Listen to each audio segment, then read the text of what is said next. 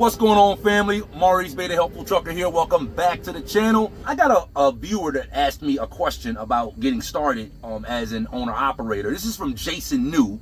And Jason asked me, he says, hey, so I just saved up $20,000. I want to get my own truck so I can be home when I want. I've been driving for seven and a half years. Any advice and where I should go to get a truck? Also, is $20,000 enough to start with? Please respond. Thanks. That's cool, Jason, that you reached out to me and sent your question. I appreciate it. I can only give you my perspective on this subject, on this answer. So I'll let you know kind of how things were when I got started as an owner-operator, and then I'll kind of give you a more broader answer to your question. So I'll answer it in two ways, okay? My first answer to your question is yes. $20,000 is enough to start as an owner-operator. When I started as an owner-operator, I started with a basically paid-off running truck that was in good condition, that was running in good condition. I know it was in good condition because I was already driving the truck as a driver. I drove for my dad for 5 years, and I was driving the truck, and then I bought the truck that I was driving from him. That's how I got started as an owner-operator. So I had confidence that I had a good truck, and the truck was basically paid off about 4 months after I became an owner-operator. My dad told me, hey, you can take a year to pay it off. I only took like 3 months to pay it off, and at the same time, I had about $10,000 cash. Now, you got to understand something as well. I'm saying $20,000 is enough to start.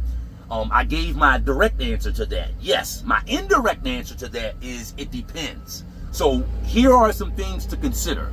For you, Jason, or for anybody else that's wondering a question like this, is X amount of dollars enough to begin as an owner-operator? Because it's going to be different for each person. And here, again, here's some things to consider as to why it's going to be different for each person. The first question is, what kind of equipment are you going to need? I'm not sure what kind of work you plan on doing. The kind of work that you plan on doing determines the kind of equipment that you're going to need. So not only was I already driving the truck that I would go on to own, I was also on the job doing the work that I would also go on to do as an owner-operator. I didn't have to worry about, I knew what kind of work I was going to be doing. Some people, when they become an owner-operator, they're not really sure what kind of work they're going to be doing. And that's fine. Me, I knew I was going to be local. Me, I knew I was going to be in-state. I knew I wasn't going to be going over like a 100-mile radius away from home. And I knew I probably wasn't going to be doing over 300 or 400 miles per day, because that's the type of work that I was going to be doing, the same type of work as an owner that I was as a driver for my dad. So all that factored in, I knew that the truck that I had, which was basically a truck that I bought for $10,000, basically, I knew that the truck that I had could do the work that I was going to be doing for it. I knew that truck was appropriate. I knew that equipment was going to be appropriate. You didn't mention anything about buying a trailer. This is why I'm using the word equipment instead of just truck. You may or may not need a trailer. So that's one thing to consider. What kind of work you're going to be doing? Are you going to be going OTR? Are you going to be going, putting, long miles on your truck, 2,500 miles a week? If you're going to be doing that, maybe a $10,000 truck might not be in your best interest. So the kind of work you're going to be doing has a lot to do with the kind of equipment you're going to need and how much you're going to need to spend on that equipment.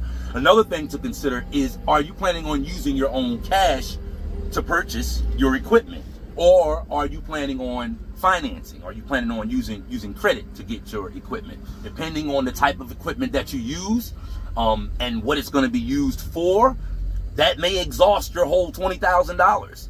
If buying the equipment that you're going to buy exhaust all of what you have saved to put towards your endeavor of becoming an owner-operator, I would say $20,000 is not enough. If you're planning on leveraging credit and your credit is fine, which that's something to consider as well. How's your credit? If your credit is fine, that means, now you have a payment because you borrowed the money, but you still have your $20,000 for incidentals and anything else that might come up. Another thing to consider, that this brings me to the next thought: do you have a plan for getting work? Earlier I talked about do you know what kind of work you're going to be doing, but now I'm talking about, do you have a plan for getting work?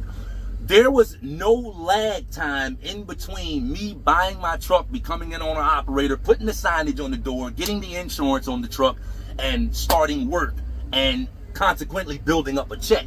to get the following week, to build up a check to come in to me the following week. There was no lag time. So do you have a plan for getting work? If you don't, then there might be a lag time in there. It might be a month, 2 months, 90 days before you can get some money coming in, which brings me to another thing to consider. How much of a runway do you have? Are you in a situation where you need to get revenue coming in right away? Or are you in a situation, you know, based on your home and your bills and your family, if you have one, are your bills caught up? Are they paid ahead? Like, these are all the things you need to consider. So I mean, when I say how much of a runway do you have? If you got some time on your side and you know where you're going to get work from, that you know there's probably not going to be a lag time there, 20K may be enough. For some people, getting in, like I said, they don't really have a concrete plan. They got a plan for getting the truck, but they don't have a plan for the other stuff, where they're going to get the work. They just know, I can probably go to the load board or something and find some work or whatever.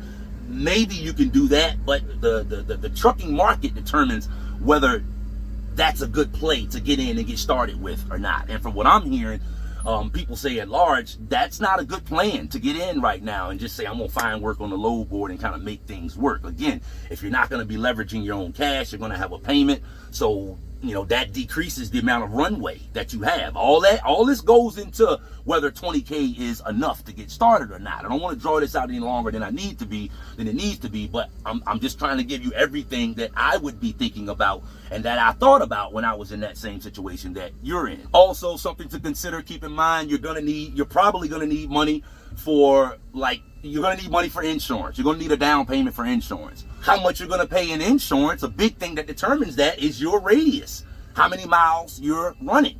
Now me, I call the insurance company, I call Progressive a month, maybe 6 weeks before I was scheduled to take ownership of the truck to get my policy in place. So I knew how much my insurance was gonna be a month. Do you know how much your premium is gonna be? Do you know how much your monthly payment is gonna be on insurance? Again, this is one thing that determines that, is how far of a radius you're gonna be running. You're gonna be running local, in-state like I was, or you're gonna be running, you know, across the country. If you are, your insurance is gonna be more. If you are gonna be doing it that way, you're gonna need apportion tags, which cost more than the quarterly tags that I run, that a lot of local people in the state of Virginia run on their truck. So you got to factor that in, the down payment for insurance, tags. I'm not too sure about IFTA. I'm thinking IFTA taxes get paid in arrears. I don't pay IFTA taxes because I don't go out of state, so I'm not really too sure about that. But my point is, you're going to have other incidentals that come up. You're going to have other things that come up. Depending on how you buy the truck and where you buy the truck from, you may experience some, I gotta put some money into the truck. If you don't have connections with a good mechanic that can get you in and out of the shop, there may be some lag time there. You go out and do a run, your first run on the truck, the first week, you find out something's wrong with it, you gotta put it in the shop. It's gonna be a week before they can get the part, you know, stuff like that. You're gonna have incidentals that come up. So you gotta factor all that in. My story, 20K was enough to start with me. For some people, they would say no, but again, that's all determined by how a person is planning on running. So that's pretty much all that comes to my mind right now, is things that you need to be considering. If you're listening to this video right now and you have some more information that I left out for Jason, feel free to leave it down in the comments. I love the comments that my audience leaves. That's what makes, in my opinion, my videos really, really, really helpful. Anybody else that has questions like Jason did, feel free to reach out to me. thehelpfultrucker@gmail.com, and if I can help you, I'll give you a response. If I can't, I'll let you know that as well.